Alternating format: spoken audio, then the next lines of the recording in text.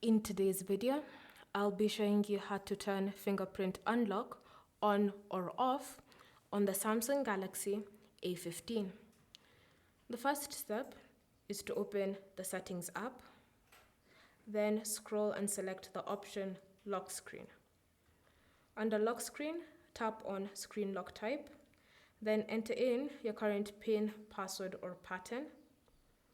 Here, you should see the different screen lock types that you can use on your device.